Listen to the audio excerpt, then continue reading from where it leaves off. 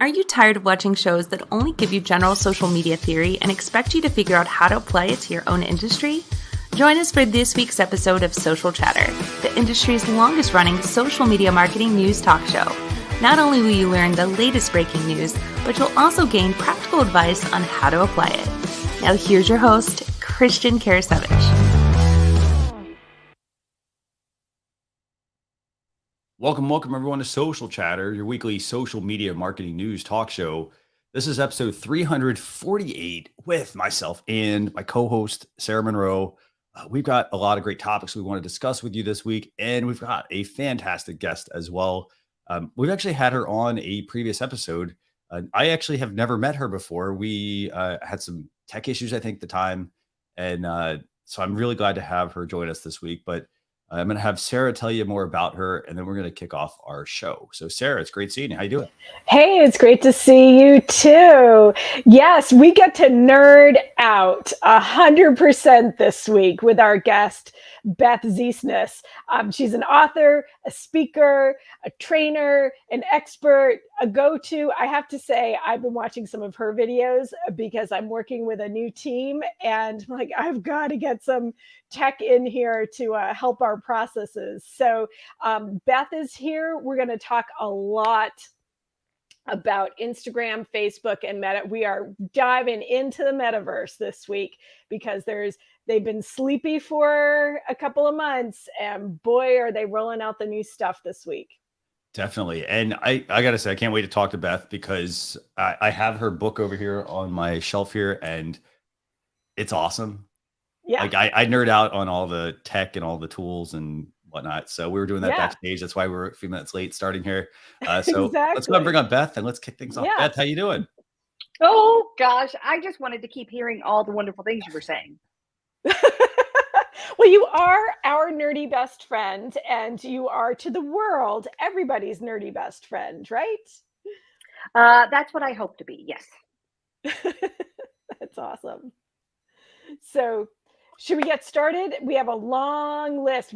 We are most definitely going to have a lightning round today because there is a lot to go through. So we're ready to jump in? Yeah, let's do it. Okay. It's interesting. We had a conversation this morning, actually over the course of the week, is what should be the top story, right? So you're going to see us battle it out a little bit about the two top stories this week. We are starting with something new for creators and for a very small limited number of brands, right? So Instagram has announced this week a creator marketplace. Right now, it's invitation only. They're only selecting a few US companies that are going to be able to jump into what is basically a database of creators. So this is an important place for creators. If you want to be a brand ambassador or you already are an influencer, this is a great time to really increase your presence and how you put yourself out there on Instagram, because brands are going to start searching for it. So this database is going to let people search by basic demographic data. They'll see some of your metrics as a creator. And it's really part of that overall effort of all of the social media platforms to provide more revenue for creators, recognize them for the value that they're bringing to the platforms, and help them monetize their content. So I'm going to open it up to you two. There's a lot that gets packed into working with influencers and best practices. So let's just hop right in. Beth, do you want to take this one first? I find this very interesting that they're doing it at this part. They're way late in the game for the organization of this influencer marketplace. And the fact that they're only going to put it on, it's by invitation only, the micro influencers. Now, this isn't a world I live in a whole bunch, but I've been following and even thinking about using micro influencers myself for my book. Yeah. We'll get back to that later. But, there are marketplaces out there that already exist that put that together. So for Instagram to come in at this point and say, hey, look what we're doing. It's like, okay, well, other people are doing it with a bigger impact, I think. Don't worry, I'm a professional. I guess I 100% agree with you in the fact that, they are a bit late to the game here. I mean, when Sarah and I were talking about this, a business, sorry, that's the next topic. When we start looking at, the creator marketplace, chances are this is not going to be something that, next week they're going to roll it out to everyone. They're probably going to take a while. And at that point, they're going to be, I think, even further behind with this. I mean, we already know, I'm not sure what their kind of holdup is, I guess, with it. I mean, we already know people are interested in it. They want to, we've got Amazon Live. People are, have brands are reaching out to individuals through Amazon Live. They see you live. They reach out via your website, your social media channels. The same thing happens with your, YouTube channel, things like that as well. So I don't know. I'm glad they're finally adding this. But again, this comes back to how like LinkedIn was always behind things. I feel like Instagram is behind things, or starting to fall behind things. I think they're trying to kind of play catch up with other platforms, maybe. Right. And yet, Christian, you do a lot of Amazon Live, and you said there isn't this kind of database, this resource for companies to actually search and reach out to creators, right? Right. And there are people that have tried to build some tools that kind of do some of that. But again, it's another tool that someone else built that Amazon could, for example, in that case, Amazon could have built. I kind of think, they really should, if you're going to roll out a marketplace, I think you kind of need to be building it from day one, because I mean, at some point, that you're going to want to monetize it. That if it grows at the level you think it's going to grow, then you're going to want to have this database ready. And this is basically like, a phone book for those of you watching, So I think that it's going to be really good to see this, but they do need to get it out there a lot faster. So. Right. Oh, and it's absolutely. almost like e-commerce tools for creators, right? That you become your product. Yeah, absolutely. Got to be a product of the product. So. Well, it's interesting that I know we're not talking specifically about Amazon right now, but it's interesting that they don't. They know which products each creator is talking about because they have the databases, right? So that would be a no-brainer. I've got a good friend who y'all should have on the show. He's incredible. He's Robert Kennedy III. He's a nerd like us, and he does a lot of Amazon Live, and people just randomly find him. But randomly finding people is not a good way to systemize that kind of influencer system. No, not at all. Yeah. Right. And a lot of it's, it's cold emails as well. It's a lot of cold emails in that sense. You get a lot of people reaching out and saying, "Hey, I saw your live show." I mean, and I love the point you made, the fact that you get things like they know exactly what Amazon knows what products you're listing. It's part of their process. They make you put in the exact products. And so, you would think that they would be maybe they are building that behind the scenes. So, but it's good to see Instagram getting on this.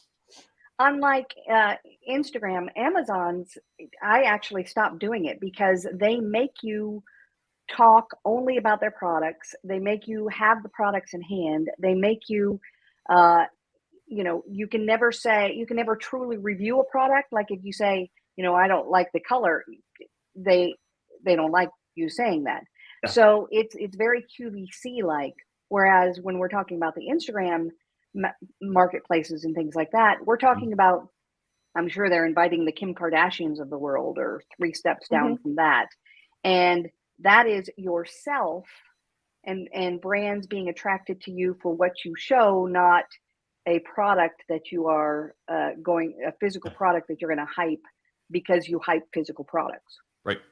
Yeah. Right.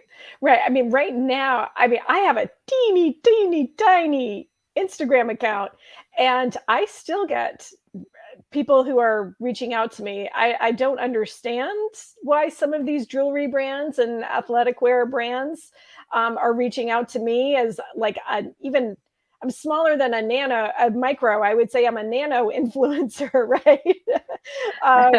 And it takes a lot of research. It's a big, heavy lift. And if you are a small or medium-sized business, if you aren't the Nikes and the Ulta Beauties of the world, right, trying to find these local, smaller people to become brand ambassadors is difficult. Right now, you really have to rely on who's tagging you, right? Who's talking about you, to then reach out to them and say, hey, can we would we like to have a promotion together?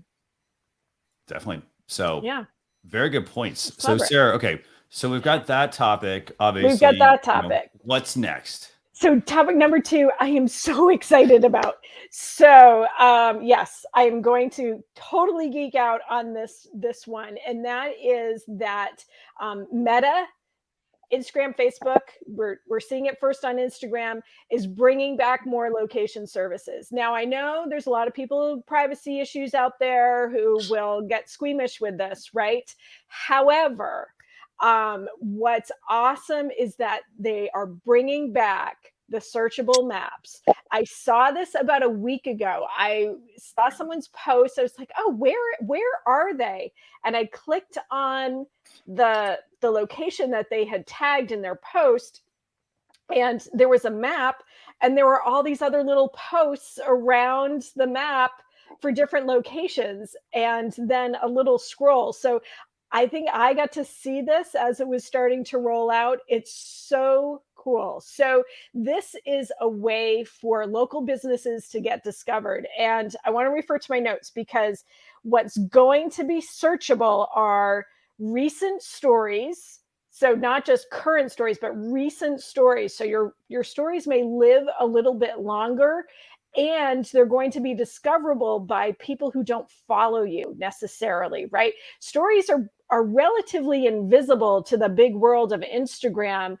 They're really just for your followers, right? They don't really get a lot of reach, but this map will let them get a reach. So there'll be posts that people post publicly. And I think there's one more, guides, right? Post stories and guides will be what people can see nearby. So on those little maps, when you see those little circles, those are posts by other people. So you also see the top posts too for those locations. And Instagram also released a few numbers too, to remind people that people really do rely on these business stories to make decisions. So it says 58% of Instagram users have a greater interest in something if they see a business story. So this is really important. Do you hear me say stories a lot here? Right? So people will also be able to search by local hashtags.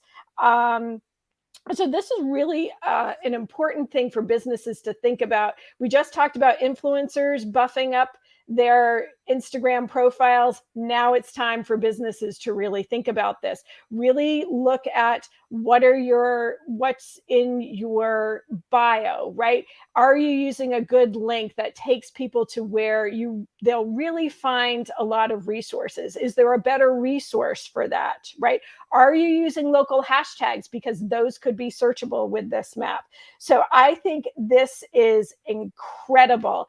It's a way that Meta is really recognizing that younger users are using Instagram and TikTok to find places. Actually, one of Google's VPs actually said something in the last week bemoaning the fact that younger users really aren't using Google Maps, right? I suppose unless they're in their car, right? We're all using Google Maps with our new navigations in our car and linking up our phones to our car navigation. So I think this is incredible. I am so excited about it. I'd love to hear what you two think about it. Beth, do you want to take this one? I'm so excited about it. I travel all the time being a speaker, and I use Yelp. I know. Oh, okay. I've never found Google Maps to be incredibly good at helping me find a good place to eat. I eat a lot, so I need to have better resources at hand. So I use Yelp, and I've used it for years. And I feel like there's a lot of, questions about authenticity of reviews and things like that. We've all heard those stories. But to have Instagram have that and have some real life characteristics and things that are happening, and using those hashtags and helping me find things. I'm not a huge Instagram user because I don't know. I can't compose. I don't know. And stories drive me nuts. I'm sorry, because why? I spend hours sometimes on my videos and they go away in 24 hours. Hurts my feelings. But I see that the restaurant side and the other business assignment is so exciting. Mm-hmm. Yeah. Sarah, I got to say, after you, or you have a thought, Sarah, go ahead. No, go ahead. I was going to say, after you've described this, I got to say, this is a really useful feature, I think. Mm-hmm. And part of it reminds me a lot of Snap Maps. So it reminds me of the Snapchat side. But I also think, so for those of you who have any sort of Google apps installed on your phone, Google's been, on iOS, they've been recommending articles, for example, and it's not just random information they're wanting to get out in front of you. They're recommending things based off of your viewing habits and things like that. And I like the fact that Instagram is starting to put this out. Like, they need this feature.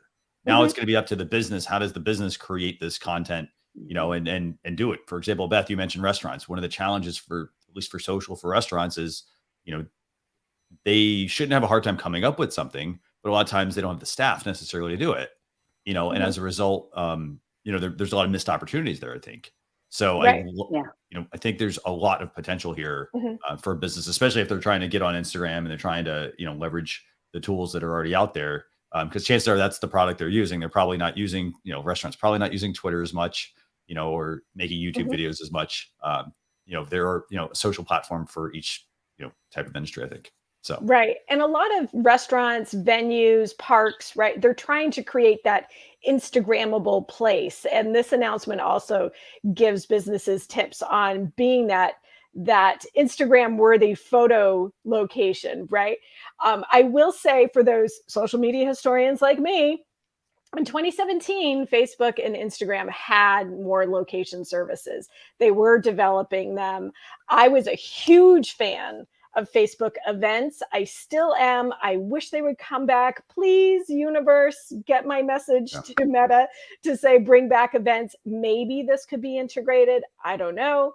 But I think it is an awesome feature for these small businesses to really leverage user-generated content, right? Things that people are posting anyway, and get seen and be there. So location services had shut down around in 2022. I think there was a lot of issues around the elections in the US that just overtaxed the system. We see it happen with hashtags a lot. And so now they're rolling it back out. And I think it is just incredible, an incredible, easy tool, especially for the small businesses who are dealing with hiring and staffing and supply chain and all of that. This is a great way to have your loyal fans get you seen on maps.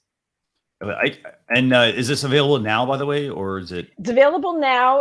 It is rolling. I'm in a few chat rooms, and some of the Instagram experts that I know, or people who are really heavy Instagram users, more so than I am, are saying, "Oh, I haven't seen it. I haven't seen it." I'm like, I've seen it for like a week. It's really, really cool. So you'll start to see it more. It is going to roll out, my guess, mostly English-speaking countries, as they normally do. I didn't see in the news announcement if it was going to be. Sorry, there's actually a landline here where we when we talk about old school tech, right? People are probably wondering, what is that?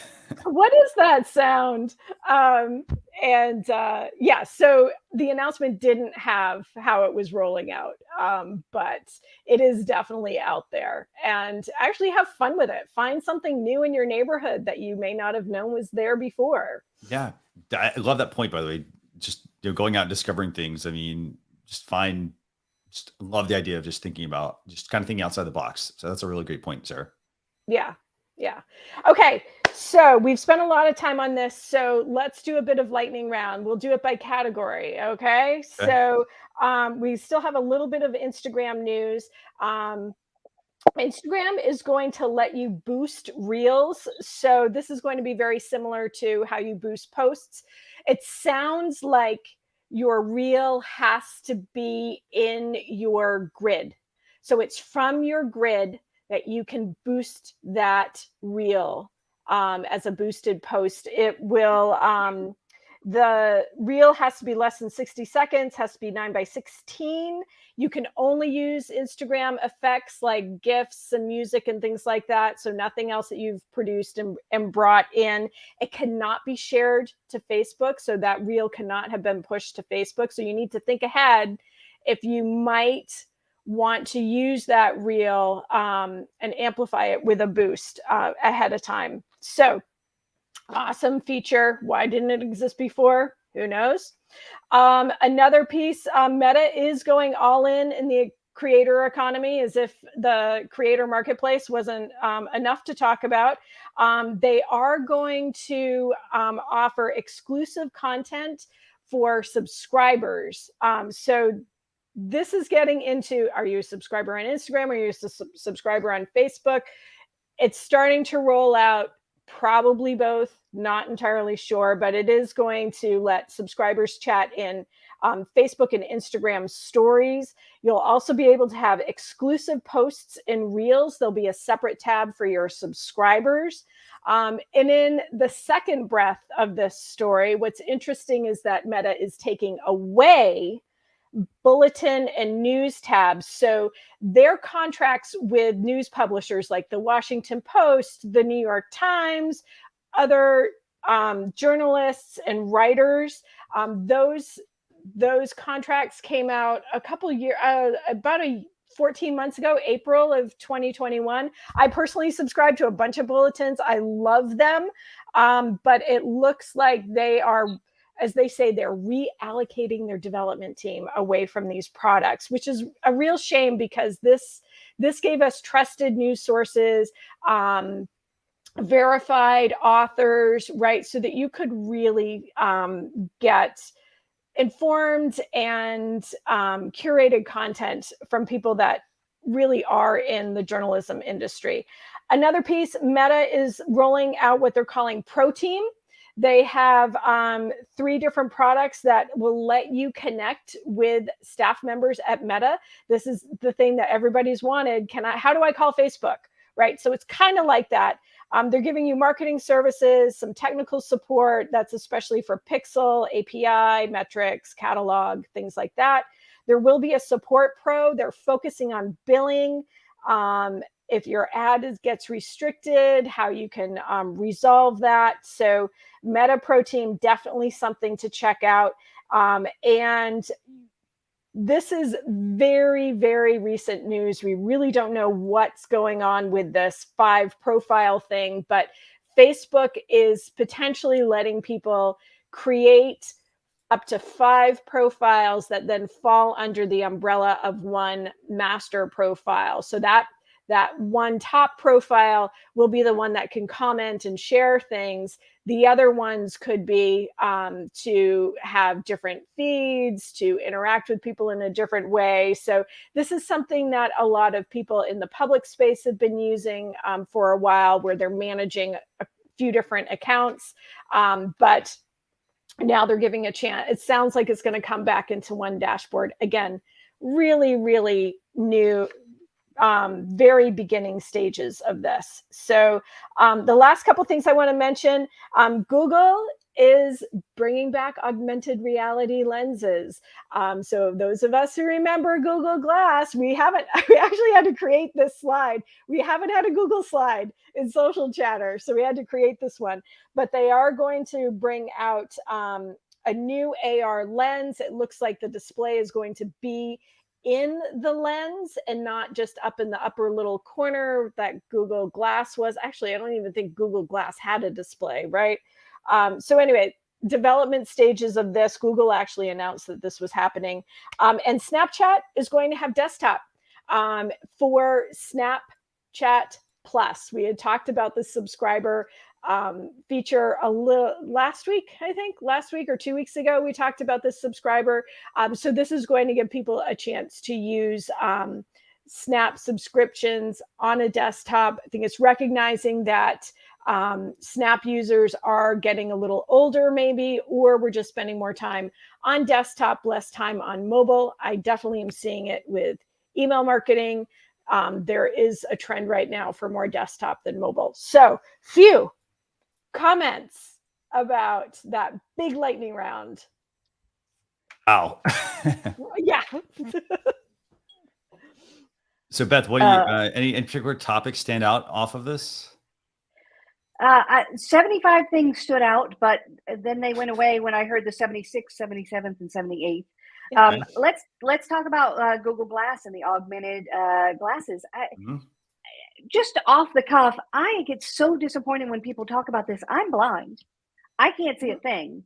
And I feel like everybody when people talk about, I've got Oculus. Mhm. When people talk about the virtual reality and the glasses things, how will they integrate that into those of us who need glasses? And I guess I could wear contacts, but always I'm like, this is not a technology I'll be able to use until they take that step and let me have prescription lenses, because I can't see anything.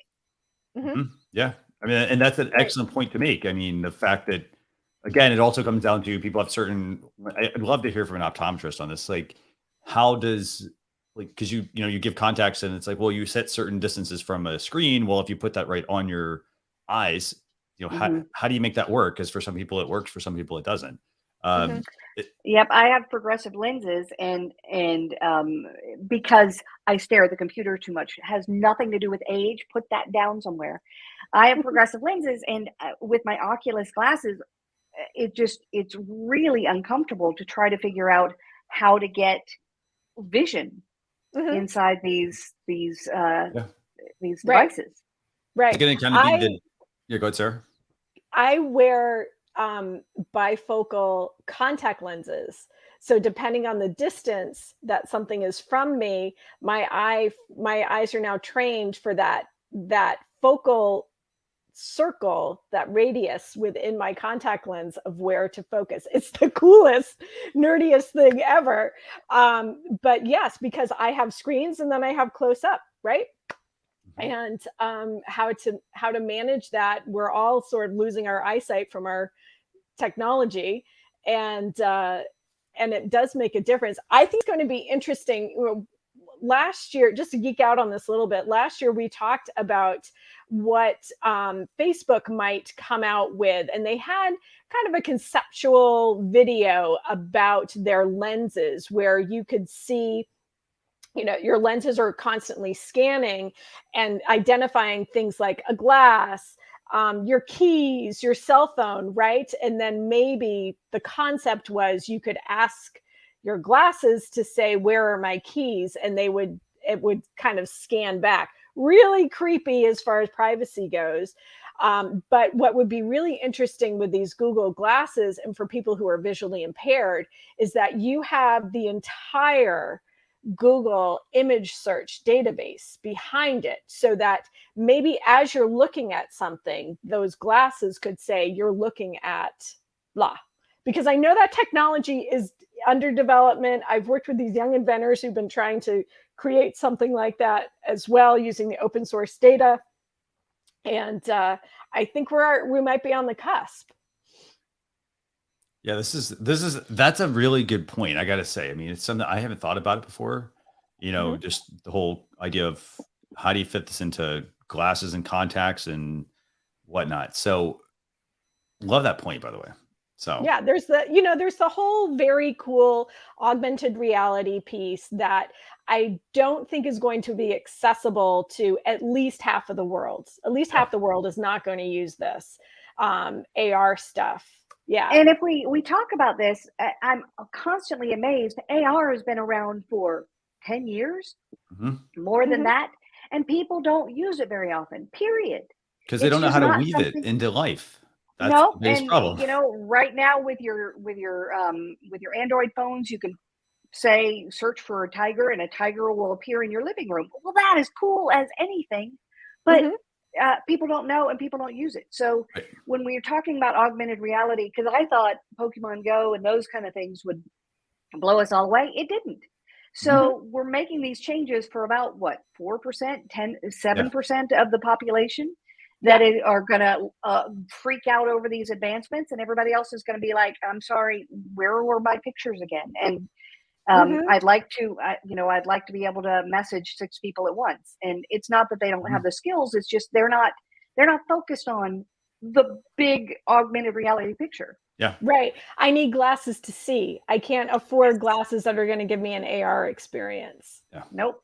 Yeah. And you talk about that, we talk about the glasses thing, and the one thing that reminds me of batteries and phones and devices, because it's always been a technology that has, I mean, that it's like, oh, the technology can only advance so far. And then it gets to the point where now you got to figure out how do you make the battery last all day and things like that. Right. Mm-hmm. And that's and that's a slow process. I mean, it's not something that like, oh, tomorrow we're going to have this amazing battery. Maybe we will, but it's the same thing with glasses. And, how do you start to cram things into that smaller lens?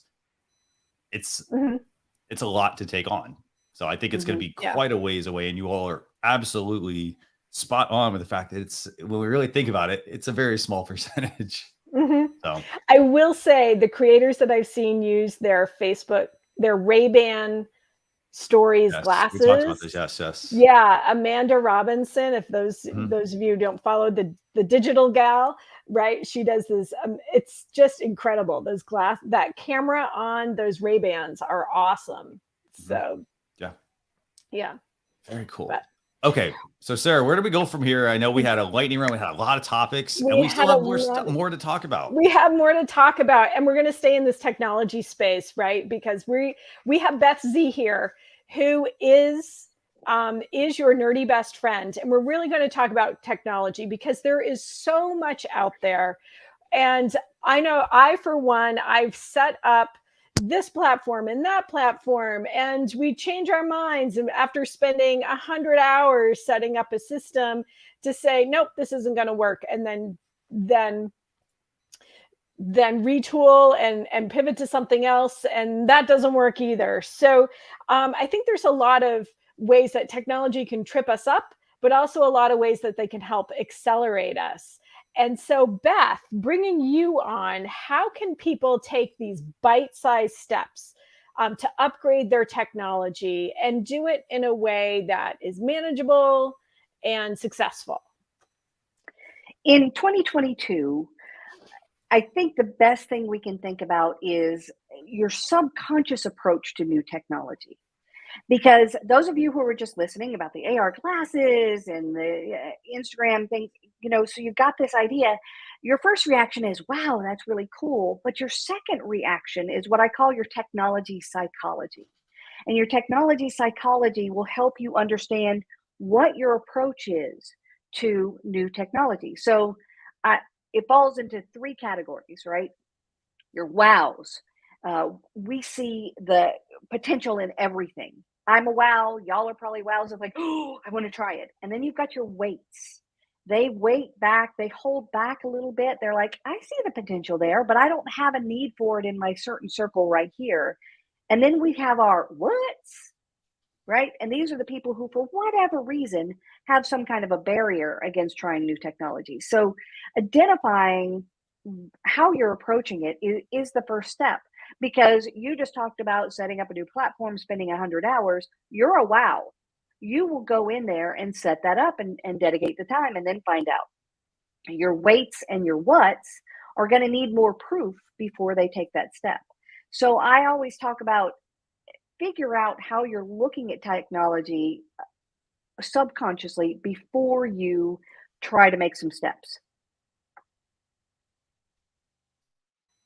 That's great. And so there's a lot of things that hold people back from starting new technology. I've worked with a couple of teams in my lifetime that, just getting to use email marketing, right, is a big step.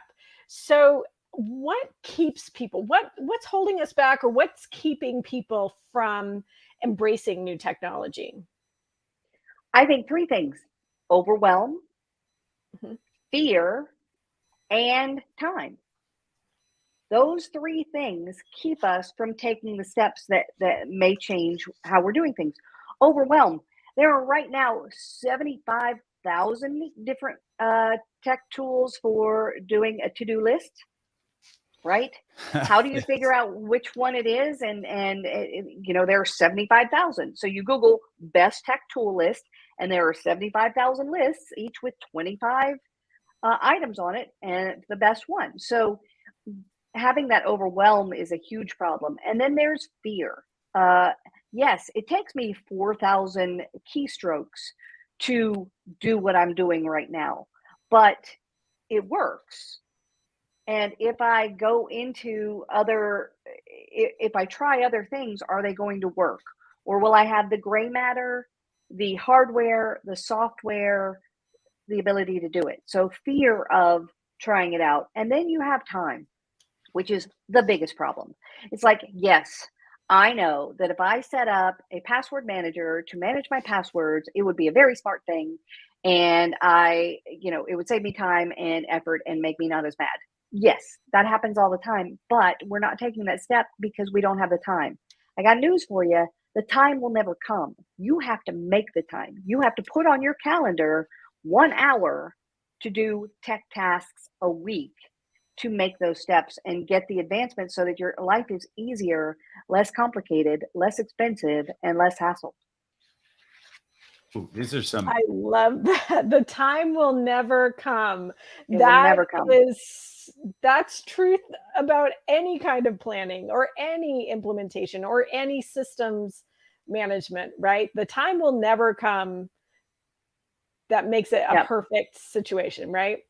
I have to tell you, I have been a speaker. I've been doing keynote speeches for probably 10 or 12 years about technology. And people come up to me after 12 years and they're like, oh my gosh, I've seen you so many times. I love you. It's so funny. And I love it. I love it. I'm like, have you done it? And they're like, no, I haven't had the time, but I love it. Yeah, that doesn't help you. So that's why I've been doing like workshops where they're hands-on workshops. So instead of just me saying, hey, here's some good stuff. By the way, the book's full of good stuff. Did I just do that? Here's some good stuff. I don't want to just say here's some good stuff. I want to walk you through setting up and using it, because that is our biggest challenge right now, is that we know all this good stuff and we don't take the time to try it out or implement it or set it up. No, you said you were talking about 100 hours into a platform earlier. I love that, because that shows that it does take a lot of time and effort. But how many people who are listening to this and watching this make that time and effort? We just don't have it. Right. Well, this was at an agency where we set up Jira, and we all spent an enormous amount of time setting it up, using it. I think there were some times where it took longer to track a task than to do a task, right? And that's why after 14 months didn't even make it a year and a half, we trashed the whole system. So yeah, that hurt. That hurt a lot. So Beth, can you run through those 3 things real quick again? So what keeps people from embracing new technology? You talked about overwhelm. Okay. Overwhelm. So what, and why is that one so important for people?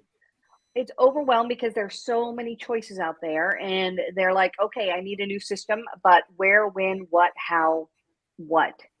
How much time should somebody spend on that? So like when we talk about, like, because you mentioned, a to-do list application, I laughed because I was in that same boat years ago. And I said, and you spend so much time researching all the different ones that you get paralysis analysis. You basically never make the decision because there's so many. And well, this one has this feature and this one has that one. And, well, this one's more popular than this one. You weigh too many things. How can somebody overcome overwhelm? Go to a trusted source and look at their top 5. Okay. And go to PC Magazine does some really good things with these kind of lists. Tom's Guide. I always thought there was a guy named Tom. I don't think there's a guy named Tom. So not, because I thought there was too, but yeah, there's not a guy named Tom. They do an excellent job of evaluating certain things. Is that the guy from MySpace, by the way? Oh, maybe it's so. Tom. I don't know. Maybe Tom's everywhere. I think I dated him. No, wait, I didn't date, so that can't be me. So Tom's Guide, PC Mag, CNET, these kind of things, CNET. They take time. Commando, they take the time to really evaluate some things, and when they make recommendations, they tell you why they're making those recommendations, and they'll say the best for the small budget, best for the small business, best for the. So you've got those categories. Use those resources rather than just Googling, because you have 75 ads before you get to, don't use them. Like they literally say, don't use them. No, don't use them. Like they're competing ads to say, don't use the one you just Googled about. And it can get overwhelming. So use one, put it on your calendar. We talked about the 3 things, right? Yeah. Overwhelm, fear, and time. So when you do decide, to look one up, put on your calendar, to download and try 3. Okay. Right? Yeah. Almost all of them have a free trial. Mhm. Set a timer so you don't start getting charged. Or I found a site called Privacy. I think that's what it's called, where you can go and put in your debit card, and then you create credit cards for each one that have limits on them. Yeah. So it's like $8 a month, or you're going to turn off the card before it gets to when the subscription starts. Okay. Right. Nice. So try 3, Okay. put it on your calendar, and then try them for a week and see where you go with that for to-do lists, for example. Okay. So that's the overwhelm portion. And then the fear, okay, how do you get more comfortable, I guess, with technology? How do you get more comfortable with technology is to find one problem.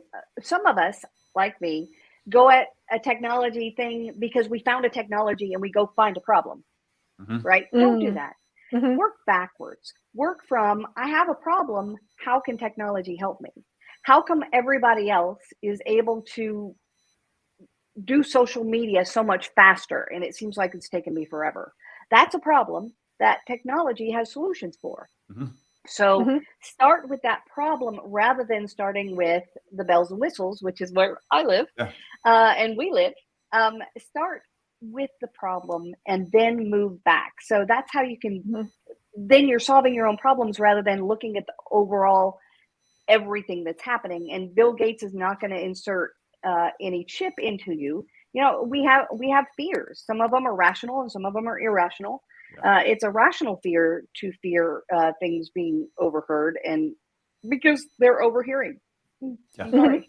I like how you framed this as fear, because I think a lot of times those of us who are trying to implement technology, we don't see it as fear. We see it as control. We see it that there is someone within the hierarchy who doesn't want to give up control of that piece of landscape of their work. And it's not that. This shift in mindset is really an aha moment for me, because it's not control, it's fear. It's fear of how it will change it could be fear of how they can change their work. I worked in healthcare when we were implementing electronic health records, and we had beloved nurses that just could not get over the technology. And after a time, we basically had to embrace them and let them go, thank them for their service, but this is where we were going.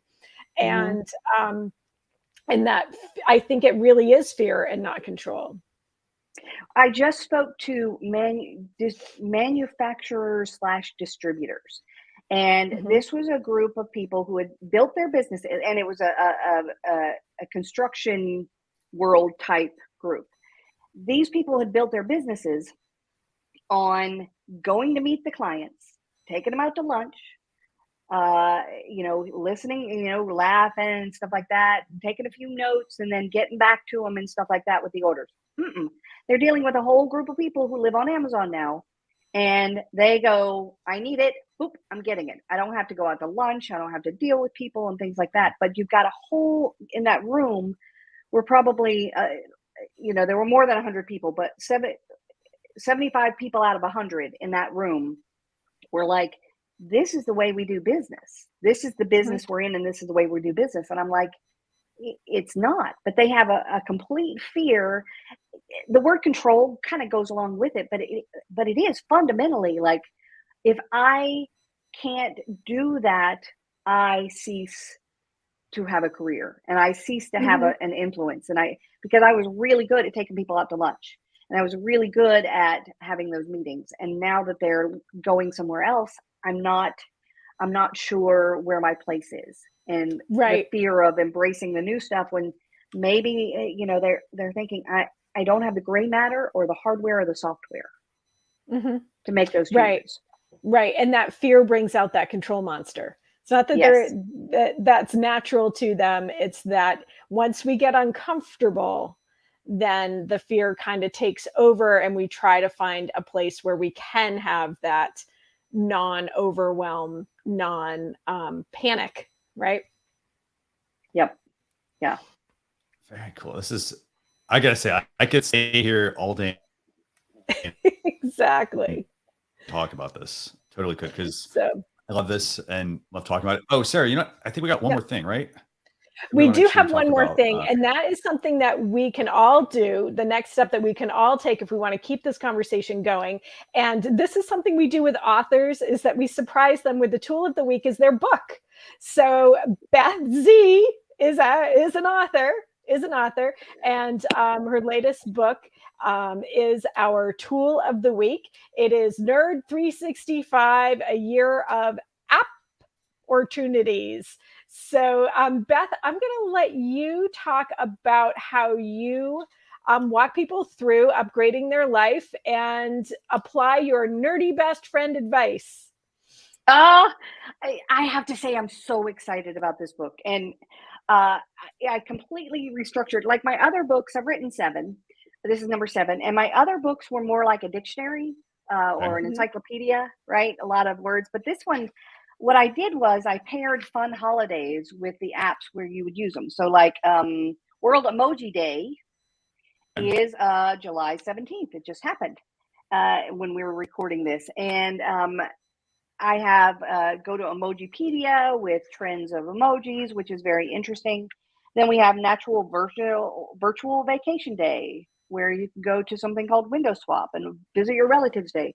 So the reason the reason that this is a really good concept for people who are interested in technology is that it's small bites attached to holidays. So you know that it is Make Your Dreams Come True Day or National Journal Writing Month.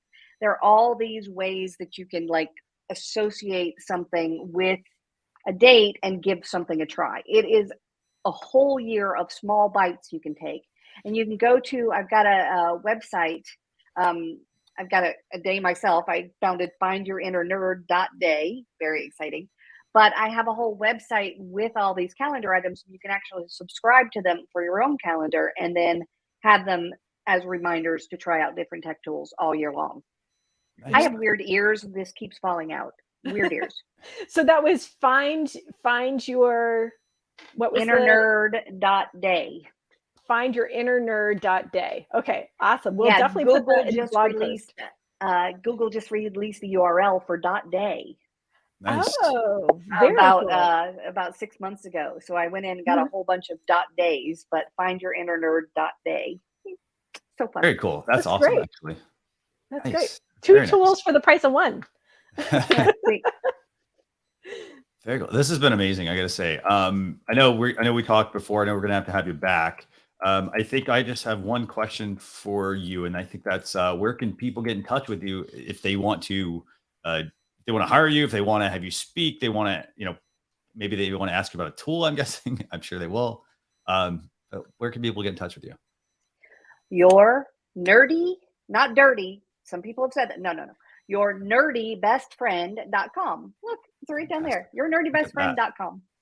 I guess I love all your branding too. It's fun, and you just make things so exciting, and approachable. Because a lot of people, when they look at tech, people are like, "Oh, I'm not ever gonna," they get scared. They have that fear that we talked about earlier. So fantastic.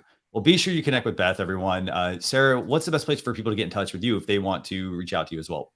Sure. You can find me across social media at Sarah Monroe VT. My Instagram account is, again, back into this weird and wacky creativity project that I'm doing.